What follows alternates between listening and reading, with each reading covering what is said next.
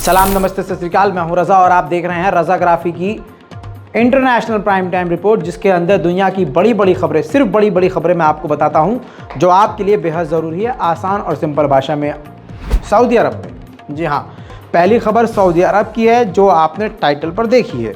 Saudi अरब में रेतीला तूफान आया है जिससे सऊदी अरब के शहर के लोग काफ़ी परेशान हैं। दोस्तों, ऐसा रेतीला तूफान आया है कि लोग घरों के अंदर कैद होकर रह गए हैं। लोगों को डर है कि ये रेतीला तूफान पूरे सऊदी अरब में न फैल जाए और सऊदी अरब के गलियों और चौबारों पर रेत ही रेत न बिखर जाए। जो तस्वीर सऊदी अरब के रेतीले तूफान की आ रही है वो डराने वाली है। वजह सामने नहीं आई है, लेकिन ऐसे रेतीले तूफान आते रहते हैं। लेकिन ऐसे मौके पर ये कोई मौसम नहीं है जिस मौसम में इस तरह का रेतीला तूफान सऊदी अरब में आया है। المطر ضرب، السحابة جتكم، السحابة وصلت. هاي الله، سبحانك ربي. شوف السحابة يا ري، هذه رباء، ناس يسمونها طفيليات، ناس يسمونها. تشوفون كيف؟ لا إله، ليلة الأسود، الساعة الحين 24 دقيقة. उधर पाकिस्तान में भारी भरकम बवाल के बाद, जिसमें मैंने इमरान खान की गिरफ्तारी को लेकर सुबह फजर में आपको एक ताज़ा जानकारी दी थी, अब आपको बता दूं आज के इस इंटरनेशनल प्राइम टाइम में कि इमरान खान को आखिरकार पाकिस्तान की पुलिस गिरफ्तार नहीं कर पाई है। जनता पाकिस्तान के कोने कोने से उनके समर्थन में सड़कों पर उतर आई थी। अब उसके बाद पहली तस्वीर आई है जिसमें इमरान खान अपने समर्थकों से मिलने के लिए टीयर गैस से बचने के लिए मास्क लगाकर जनता के सामने आए हैं और उनसे बात करी है।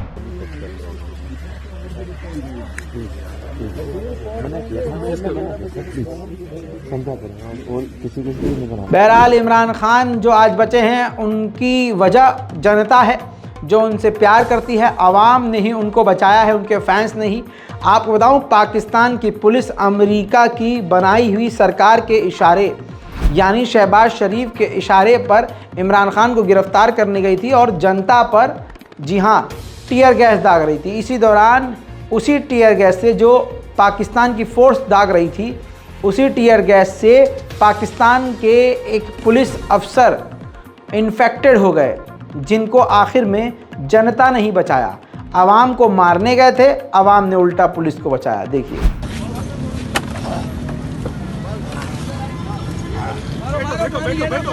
पानी सर पे डालो।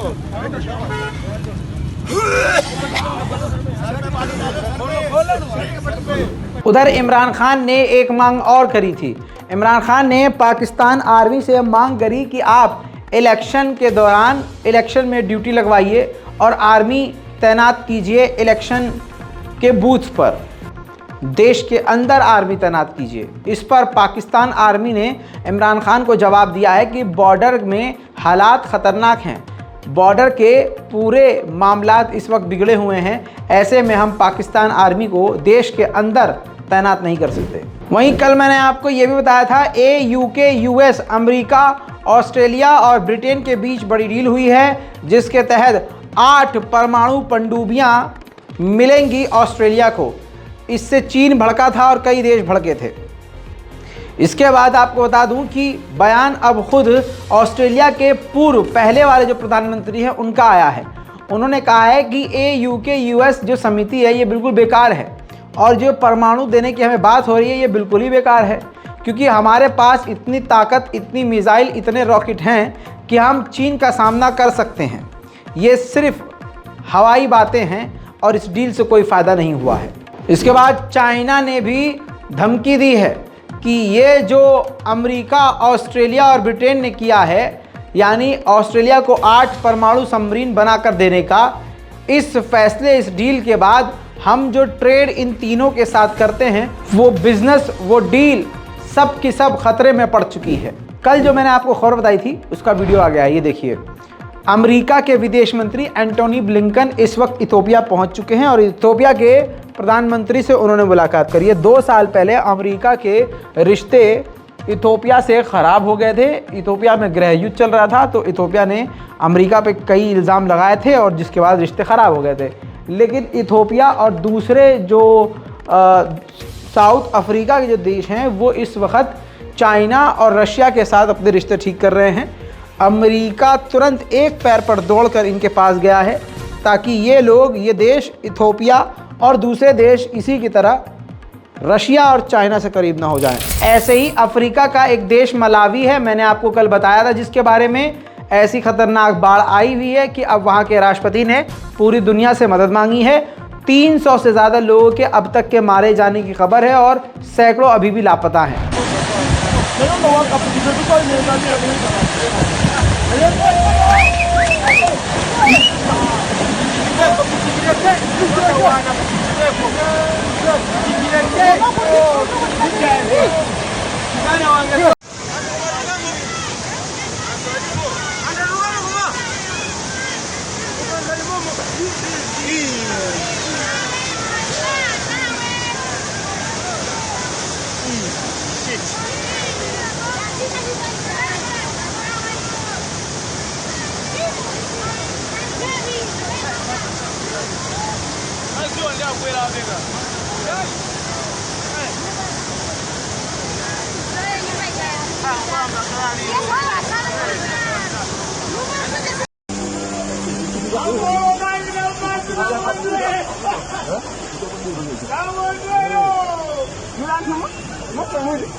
Cyclone Freddy wavuta Cyclone Freddy.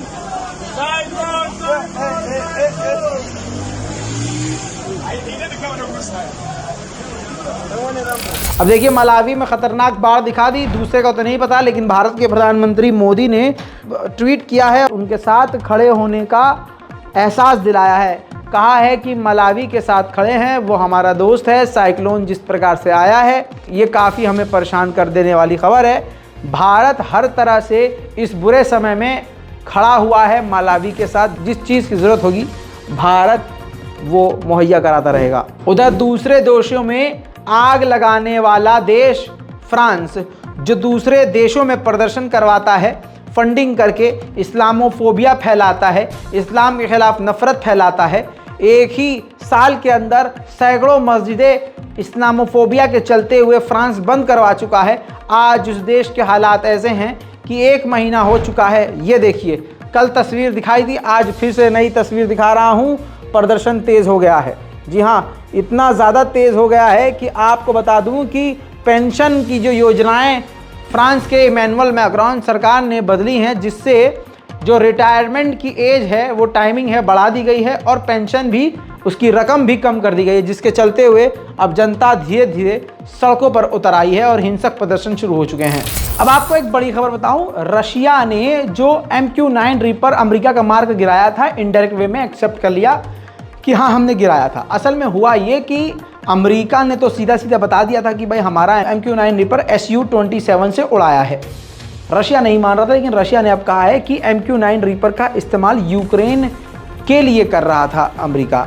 America जो है हमारे इलाके की जानकारी स्कैन करके, डेटा कलेक्ट करके वो MQ-9 रीपर के ज़रिए यूक्रेन की मदद कर रहा था, और जिसके बाद यूक्रेन उन डेटा का इस्तेमाल करके हमारे इलाकों को निशाना बनाता।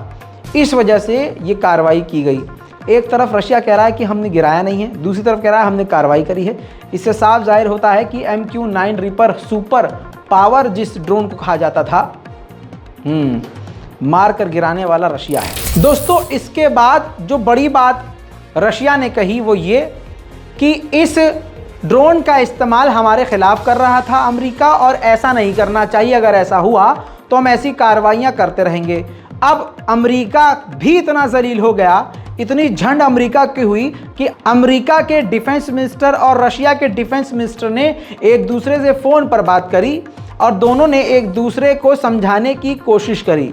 हालांकि तल्ख लफ्ज़ों में बात हुई। अमेरिका ने कहा हम अंतर्राष्ट्रीय समुद्र के इलाके और हवाई इलाके में तो उड़ते हैं और उड़ते रहेंगे और अपने अलायंस के साथ गश्त करते रहेंगे। रशिया ने कहा आपको जो करना है भैया करते रहो, लेकिन हमारे खिलाफ कार्रवाई होगी तो हम सतर्क रहेंगे और हैं। अब आपको इंटरनेशनल रिपोर्ट बता दूं, खबर यह है कि अमेरिका को उसका मलबा नहीं मिला है MQ-9 रीपर का, और रशिया को भी उसका मलबा नहीं मिला है MQ-9 रीपर का।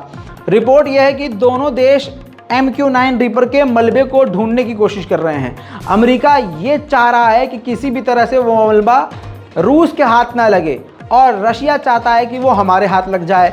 अब आप सोचेंगे कि अगर रशिया के हाथ MQ-9 रीपर ड्रोन का मलबा लग जाता तो होगा क्या? तो भाई साहब होगा ये कि वो ईरान के साथ मिलकर उसकी रिवर्स इंजीनियरिंग कर लेगा और उसका तोड़ निकाल लेगा और उससे एडवांस ड्रोन चाइना और ईरान बना लेंगे और रशिया भी इस पर काम कर सकेगा। उधर दोस्तों भारतीय नेवी ने भारत सरकार से डिमांड करी है कि उनको स्पेशल क्लास की सबमरीन चाहिए AIP टेक्नोलॉजी से लैस। अब आप सोचेंगे ये क्या है, लेकिन उससे पहले आपकी स्क्रीन पर रिपोर्ट लगाना ज़रूरी है। भारत में पहले से भारत के लिए पनडुब्बी फ्रांस बना रहा है। ऐसे में और भी एडवांस सबमरीन की डिमांड भारतीय नेवी ने करी। AIP टेक्नोलॉजी से लैस मांगी है पनडुब्बियां। जी हाँ, जिसका मतलब है एयर इंडिपेंडेंट प्रोपल्शन। ये एक ऐसी तकनीक होती है जो किसी भी गैर परमाणु पनडुब्बी को वातावरण की ऑक्सीजन के बिना भी ऑपरेट किया जा सकता है।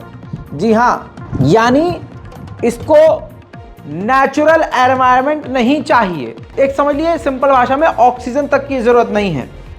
यह खतरनाक पनडुब्बी है जो दुश्मन देश को बिल्कुल शांति से बिना आवाज किए दंदनाती हुई जाकर तबाह कर सकती है। अब 3 ऐसी सबमरीन बहुत जल्द कहा जा रहा है कि भारत में ही बनाना शुरू कर देगा फ्रांस। उधर अमेरिका ने संसद में एक बिल पास किया है जिसमें भारत का पूरी तरह से साथ दिया। अमेरिका ने चीन के खिलाफ जाकर कहा है कि जो अरुणाचल प्रदेश है वो भारत का अटूट हिस्सा है। चाइना उस पर कब्जा कर रहा है और बॉर्डर के इलाकों पर भारत के गंदी नज़र चीन रखता है।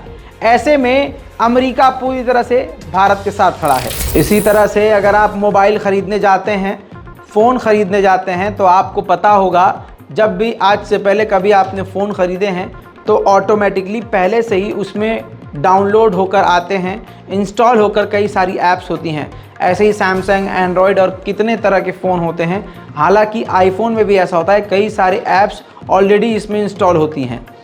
अब सिक्योरिटी थ्रेट को देखते हुए, सिक्योरिटी का ख़तरा देखते हुए भारत टेस्ट करने वाला है बिना किसी पहले से डाउनलोडेड ऐप के साथ फ़ोन बेचकर। जी हाँ, मार्केट में इस तरह से फ़ोन अब बेचे जाएंगे कुछ वक्त टेस्टिंग के लिए कि जिसके अंदर कोई भी पहले से कोई सॉफ्टवेयर डाउनलोड ना हो।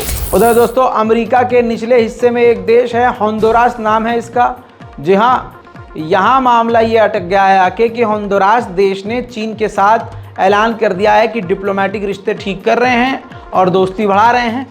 और बड़ी बात इसने ये कही है कि हम ताइवान को चीन का हिस्सा मानेंगे। दोस्तों इंटरनेशनल प्राइम टाइम रिपोर्ट में आज अभी के लिए इतना ही। इस रिपोर्ट को शेयर कीजिए, चैनल को सब्सक्राइब नहीं किया तो कर लीजिए ताकि आपको दुनिया भर की खबर ऐसे ही आसान और सिंपल भाषा में मिलती रहे। जय हिंद।